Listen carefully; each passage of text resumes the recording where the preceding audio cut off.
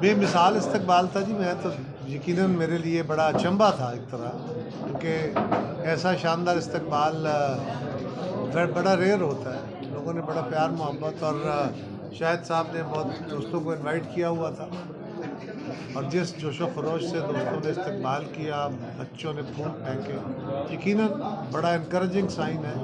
और मेरे लिए, क्योंकि ये नया हल्का था, नया एरिया था, यहाँ पे ये एक्सेप्टेंस दोस्तों की मेहरबानी है। सर, साबका चेयरमैन पीटीआई का जो ट्रायल है वो जेल में के अंदर हो रहा है, तो आप क्या समझते हैं कि जेल में ट्रायल होना चाहिए या ओपन ट्रायल होना चाहिए सर? नहीं, जेल ट्रायल नहीं है ओपन कोर्ट ट्रायल। वहाँ पे उनके वकला भी हैं, वहाँ पे मीडिया भी जाता है, वहाँ सारे लोग मौजूद होते हैं। लेकिन जेल के अंदर अब सारा मीडिया तो नहीं जा सकता, वहाँ सेलेक्टिव मीडिया ज़रूर होता है। और वहाँ क्यों हो रहा है ट्रायल बावजूद अदालत के हुक्म के? इसलिए कि खान साहब को उन्होंने खुद भी कहा हुआ है कि मुझे ख़तरा है कि मेरी ज़ात को कहीं ये नुकसान न पहुँचाए। और अगर खुदा न खास्ता कोई ऐसी हरकत हो जाती है तो हुकूमत समझती है या इंतज़ामिया समझती है या उन पर बार होगा, और इंतज़ामिया उनकी सिक्योरिटी के पेश नज़र ही। अदालत जज तो वही हैं जो बाहर खुली अदालत में बैठेंगे, मीडिया भी वहाँ मौजूद है, वकला भी उनके होते हैं, फैमिली भी उनकी होती है पास। लिहाजा ये कहना कि ये जेल ट्रायल एक और चीज़, जेल ट्रायल में यानी मार्शल लॉ का ट्रायल तो नहीं हो रहा, मिलिट्री कोर्ट का ट्रायल तो नहीं हो रहा, तो सिविल ट्रायल। सर, ये आप ये बताएं, ये जो जिन को नामजद किया गया है साइफर का वो जो केस है 9 मई का, उसमें जो जेल के अंदर हैं लोग, उनको क्या आपके ख्याल में आम माफ़ी नहीं दे देनी चाहिए ताकि वो भी आप रियासताना सरगर्मियाँ जो सियासी वो जारी रख सकें? देखिए, आम माफ़ी का फैसला तो मुतल्लिका फोरम करेगा, मैं उसके बारे में नहीं कुछ कह सकता। जिन लोगों का छोटा जुर्म है वैसे ही कई इस्तेमाल हो गए, उनको माफ़ी दे देनी चाहिए। अगर किसी के ख़िलाफ़ सीरियस क्राइम है और उसने पाकिस्तान के दिफाई इदारों पे और इस तरह सालमियत पे हमले किए हैं तो मुझे बड़ा ख़तरनाक बात है। लेकिन बाकी लोगों का क्या कसूर है? वो इस मुल्क के शहरी हैं, उनका हक़ है उनको सियासत में हिस्सा लेना। सियासत क्या, तो पूरे अपनी ज़िंदगी गुजारने का उसी तरह मौका जिस तरह मुझे और आपको। सर, ये जो माहौल चल रहा है इस वक्त इलेक्शन का, मुल्क के जो हालात, उसमें डीसी गुजरात की बात करें तो गुजरात के डीसी और डीपीओ जो हैं वो मखसूस अफराद जो सियासी शख्सियात हैं उनको उठा कर ले जाते हैं, उनको फ़ोन करके बाकायदा कहा जा रहा है कि आप इस पार्टी को छोड़ दें, आप अपनी जो है हमायत है इस पार्टी को करें। तो सारे मामलों किस तरह से देखेंगे? ये बातें मैंने सुनी हैं जी, मैं इसको ज़रा रिकन्फर्म कर लूँ, फिर इसके ऊपर अप्रोप्रिएट एक्शन भी करेंगे इंशाल्लाह। कैरा साहब, बहुत मुश्किल हालात में जो है वो आपके हल्के को चेंज किया गया। इस हल्के से बहुत उम्मीदवार जो मजबूत उम्मीदवार रह चुके हैं, क्या देख रहे हैं कि पाकिस्तान पीपल्स पार्टी कितना प्रूव करेगी इस हल्के को? हम जीतेंगे जी इंशाल्लाह। सर, ये बताएं, ये जो पाकिस्तान पीपल्स पार्टी क्या समझती है कि पीटीआई को बैठ का निशान मिलना चाहिए या मिलेगा या नहीं मिलेगा, इस पर ख्याल है?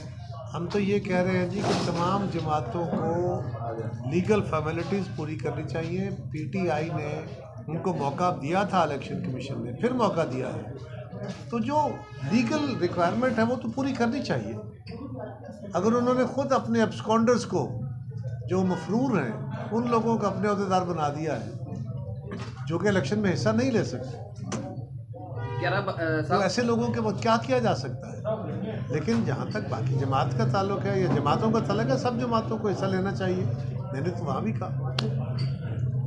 सीट एडजस्टमेंट का बहुत रोला डाला गया, क्या समझते हैं कि आला क़यादत की तरफ से कोई निशानदेही की गई आपको भी ज़िले में कि अगर आप किसी जमात पर बैठना चाहें तो किसके साथ बैठना चाहेंगे आप?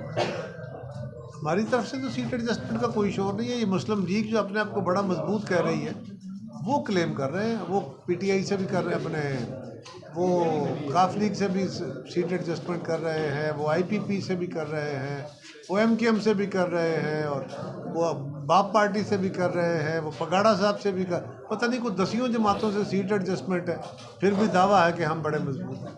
सर, इस इलेक्शन के बाद जो हुकूमत वजूद में आ रही है, आप क्या देख रहे हैं? उसने 5 साल पूरा करेगी या इसी तरह कोई एलिगेशन उन पे आ जाएगा, या वो समझते हैं कि आप ये हुकूमत कामयाब होगी, आवाम के लिए कोई रिलीफ दे सकेगी? फेयर और ट्रांसपेरेंट इलेक्शन की सूरत में जो हुकूमत तश्कील पाएगी उसी पे लोगों का एतमाद होगा, और उसके बाद तमाम जमातों को सर जोड़ के फ़ैसला साजी करनी पड़ेगी। पाकिस्तान के हालात बड़े मुश्किल में हैं, ये कोई आसान हुकूमत नहीं होगी, हुकूमत के लिए भी बहुत मुश्किलात होंगी। लिहाजा उसके आगे चलने का इन्हिसार ये है कि हम गवर्नमेंट कैसे बनने देते हैं, इलेक्शन कैसे होता है। सो ऐसे इलेक्शन जिस पर लोगों का एतबार हो और आवाम को ये यकीन हो कि हमारे चुने हुए नुमाइंदे बैठे हैं, किसी और के चुने हुए नहीं, वही नुमाइंदे जो हैं, वही हुकूमत जो है वो देख पाओ। सर ये कहा जा रहा है कि जो जो नून लीग है उसको रिलीफ दिया जा रहा है, उनको बाकायदा ये कहा जा रहा है कि प्राइम मिनिस्टर तक कैबिनेट तक डिसाइड हो, तो कह रहे हैं कि होगी उनकी। तो आप समझते हैं कि इस हालात में जो ये शोर उठ रहा है, इससे ये इलेक्शन जो होंगे वो कौम कबूल करेगी? देखिए, ये तो प्रोपेगेंडा है ये अपनी जगह, लेकिन हमने तो बार बार यही मुतालबा किया है, मेरी जमात ने, मेरे चेयरमैन ने, कि तमाम जमातों को लेवल प्लेइंग फील्ड मिलना चाहिए, तमाम जमातों को सियासी अमल में हिस्सा लेने की इजाज़त होनी चाहिए। तो ये सब की राय है, इसमें कोई दूसरी राय तो है। सर आखिरी सवाल, PP 34 आपके LA 65 के उम्मीदवार हैं, तो PP 34 के नीचे उम्मीदवार कौन पीपल्स पार्टी की तरफ से आप?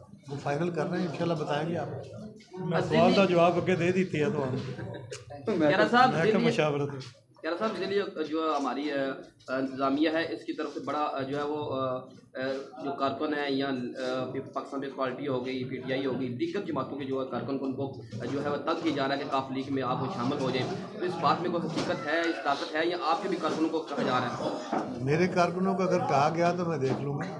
Thank you.